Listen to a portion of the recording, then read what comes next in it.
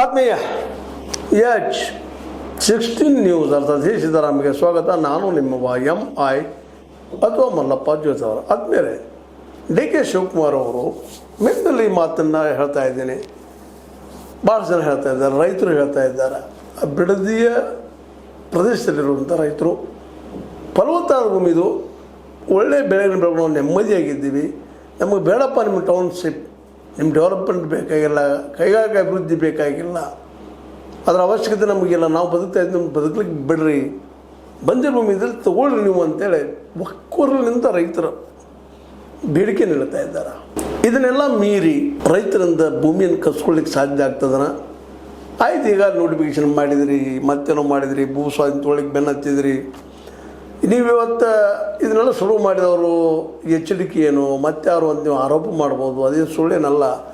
ಅದು ಎಚ್ಚರಿಕೆ ಅವರಿಂದನೂ ಸಾಧ್ಯ ಆಗಿಲ್ಲ. ನಂತರ ಬಂತು ಯಡಿಯೂರಪ್ಪನವ್ರಿಂದೂ ಸಾಧ್ಯ ಆಗಿ ಎಲ್ಲರೂ ಪ್ರಯತ್ನ ಮಾಡಿದ್ದಾರೆ ಟೌನ್ಶಿಪ್ ಆಗ್ಬೇಕಂತೇಳಿ. ಎಲ್ಲ ರಾಜಕಾರಣಿಗಳು ಒಂದೇ, ನೀವೆಲ್ಲ ಯಾರು ಬೇರೆ ಅಂತೇನಲ್ಲ. ಯಾಕಂದ್ರೆ ಡೆವಲಪ್ಮೆಂಟ್ ಅಂದರೆ ಕೇವಲ ಕೈಗಾರಿಕೆ ಅದು ಬೆಳಿಬೇಕು ಸತ್ಯ ಇಲ್ಲ ಅಂತಲ್ಲ, ಆದರೆ ಕೈಗಾರಿಕೆಗಳು ಸಹಿತ ಅಲ್ಲೇ ಯಾಕೆ ಬೆಳೆಸ್ಬೇಕು, ಬೇರೆ ಕಡೆ ಇರುವ ಜಾಗ ಅನ್ನೋದು ಇವತ್ತು ರೈತರ ಪ್ರಬಲ ಪ್ರಶ್ನೆ. ನಾವು ಫಲವತ್ತಾಗಿ ನಮ್ಮ ಭೂಮಿಯನ್ನು ಬೆಳೆಸ್ಕೊಂಡಿವಿ, ಮಾಡೀವಿ, ಸಾಕಾಣಿಕೆ ಕಳಿಸ್ತಾ ಇದ್ದೀವಿ, ಒಳ್ಳೊಳ್ಳೆ ಕಾಯಪಲ್ಯ ಬೆಳೆದ ಬೆಂಗಳೂರು ಮಾಡ್ತಾಯಿದ್ದೀವಿ, ಇಂಟರ್ನ್ಯಾಷನಲ್ ಕಳಿಸ್ತಾ ಇದ್ದೀವಿ, ಹಂದಿ ಸಾಕಾಣಿಕೆ, ಅದೇ ಕಾಲಕ್ಕೆ ಈ ಒಂದು ಏನಪ್ಪ ದನಕರುಗಳ ಸಾಕಾಣಿಕೆ ಎಲ್ಲ ಮಾಡ್ಕೊಂಡಿದ್ದೀವಿ, ರೇಷ್ಮೆ ಬೆಳೀತಾ ಇದ್ದೀವಿ.